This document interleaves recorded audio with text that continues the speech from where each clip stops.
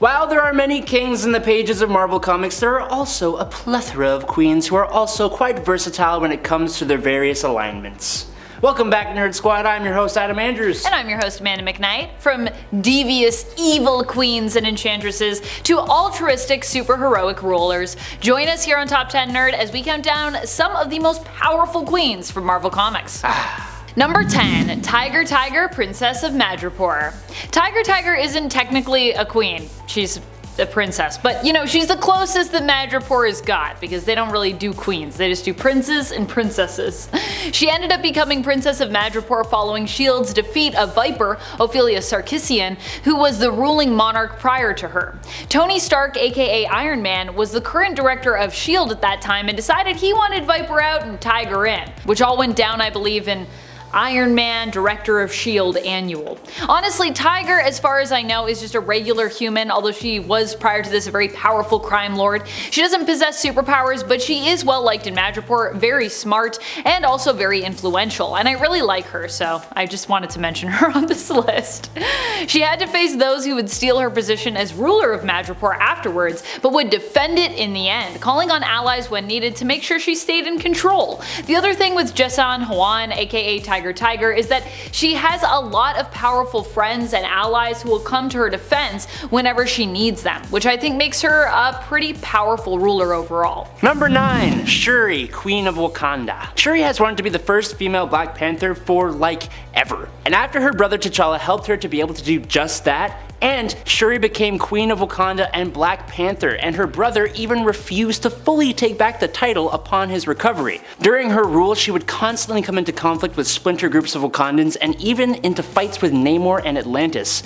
But it turns out, almost everything was influenced by Dr. Doom, because of course it was. Eventually, her brother would come back to help her out and take over again as king, giving Shuri the opportunity to train under other heroes like Wolverine, Spider-Man, Black Widow, and Kazar. After the Phoenix Five showed up, she helped heroes come to Wakanda for safety before it was attacked by the Phoenix-powered Namor. And then a bit later on, during the incursions, her and her brother would launch attacks on Atlantis, all the while T'Challa and Namor were working together in the Illuminati, a fact that would lead her to oust her brother and take the throne and Black Panther title yet again.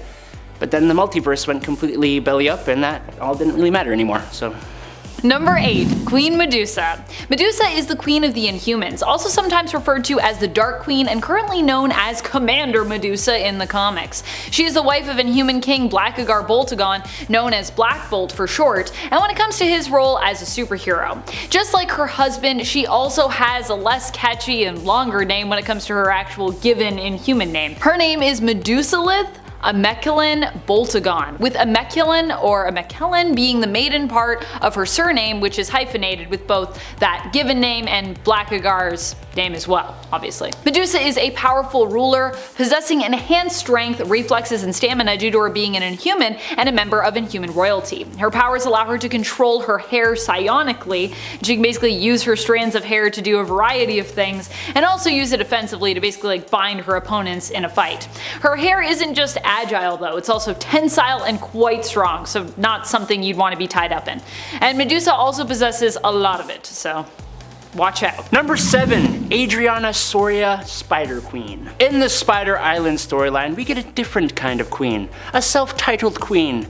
Adriana Soria is a former US soldier who went a little cuckoo after being intentionally irradiated by nuclear weapons near the end of World War II to try and create a new super soldier. Of course, her and her corps weren't actually told what was going to happen, so yeah, the insanity thing is a bit more understandable. After being the only one to survive the experiment and after breaking out of an asylum, her powers began to manifest. Powers that allowed her to control human beings who have the spider gene, which, luckily for her, she can transfer to people with a mutagenic enzyme that gives people spider powers, connecting them to the web of life and destiny, and eventually turning them into horrid spider monster people things. Number 6. Empress Brood. Empress Brood for a long time was considered the ruler when it came to the Brood alien race. She was known as the mother of all mothers. Empress Brood was the ruler of the Brood prior to Brew of the X-Men ingesting the Kree-made King Egg and becoming the Brood's new ruler and Brood King. And somewhere in there is also like Queen of the Brood as well, who's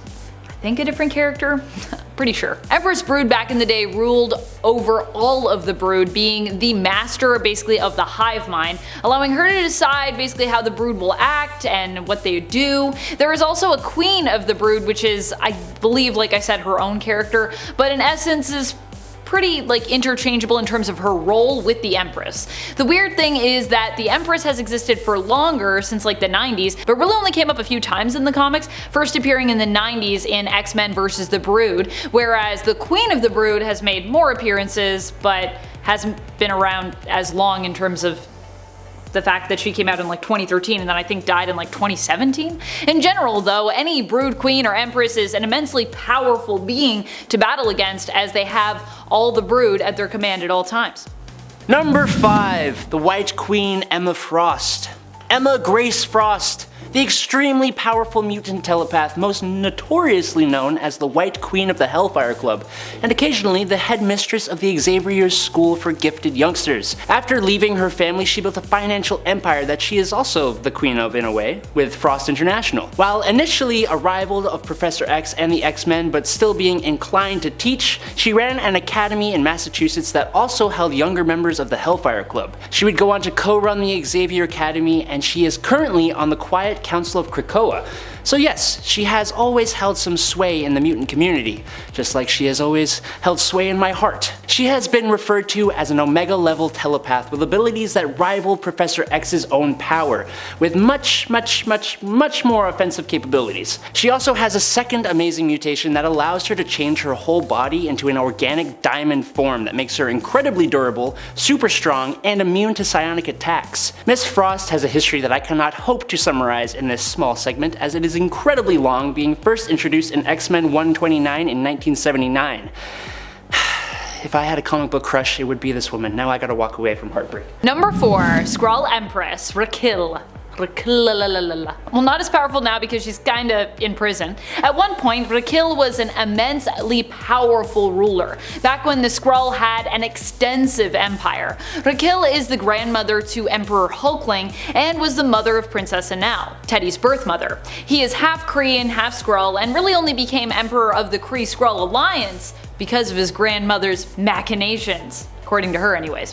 While Empress Raquel was believed dead following the destruction of the Skrull homeworld, which was devoured by Galactus I believe, in reality she escaped her doomed fate and hid, disguised as Kree warrior T'Nalth the Pursuer. It's unclear actually if there ever really was a T'Nalth the Pursuer, at least as we knew her in comics, as Raquel acted as T'Nalth for such a long time, putting all the pieces in place so that her grandson might fulfill his destiny.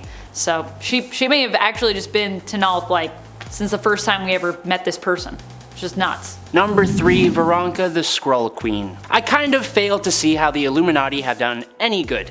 They're a group of geniuses, extremely powerful rulers, and team leaders, and the main things they have done have included banishing the Hulk to another world and then giving him a reason to come back and nearly destroy the planet, sucking at stopping the multiverse from collapsing, and threaten the Skrull Empire, which eventually, being led by Queen Veranke, would in turn secretly invade the Earth with other Skrulls, impersonating tons of heroes a little bit before the events of House of M, and no one knew about it until the events of Civil War. Well, actually, until after the events of Civil War. The Skrull infiltration ritual allowed Veranke, or whatever, however you want to pronounce it, to impersonate Jessica Drew's Spider-Woman so convincingly that Iron Man's technological scans, Charles Xavier's mental scans, Spider-Man's spider sense, Wolverine's animal senses, or any other form of detection could not pick it up. Doctor Strange could not detect her with the spell of Tartashi, nor could the Elder God-powered Scarlet Witch using Xavier's psychic powers. She was obviously an extremely successful leader, and when she was thought to be deceased, the Skrulls lost all form of order. She's insane, she's smart, she's powerful, she's awesome, and kinda scary. Number 2. Storm, Regent of Sol. Storm isn't just a queen, she is the regent of planet Arakko, formerly known as Mars, and the regent of our solar system, referred to as Sol. Which means I guess every time I go outside and I look up at the sky, I'm like bathing in just like Storm's glory, which makes me feel good. That's a good way to put it. Right? Yeah. I wish that she actually was in my universe, but in my mind, she can just be out in space in my universe. It's fine. She up on Mars looking down at me. Before that though, Storm was also the Queen of Wakanda for a time, ruling by the side of King T'Challa, aka Black Panther. Unfortunately, their marriage did not last and the two divorced following the events of Avengers vs. X-Men. Aside from being the former Queen of Wakanda, Storm is also considered to be a goddess, and it is believed she actually becomes more powerful the more people believe in her. This was confirmed in the pages of Black Panther. Storm is the ruling monarch of the mutant planet of Veranke, and she wasn't just given this title, by the way, she actually fought for it, defeating the Nameless, the shapeshifter queen, in order to gain the right to rule. Number 1. Freyja, Queen of Asgard. Freyja, or Frigga, is the princess of an ancient group of beings called the Vanir, who would unite with the Aesir under the marriage between Odin Borson and Frigga to become the Asgardians.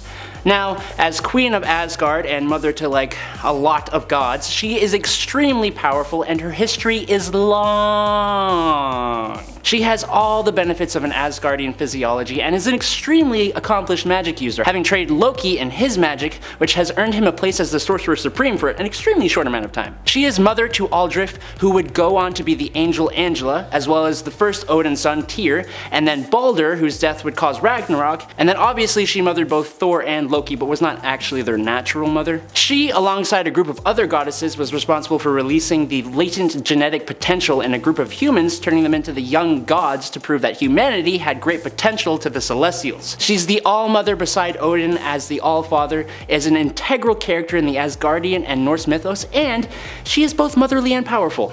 Truly a perfect queen. Alright nerds, did any of your favorite Marvel queens make the list? Let us know in the comments below, and if they didn't, also let us know. Yeah. Don't forget to like and subscribe here at Top 10 Nerd. I've been one of your hosts, Adam Andrews. I've been your other host, Amanda McKnight. Check out our socials down below, and until next time, stay nerdy. Stay nerdy. Stay nerdy. Bye.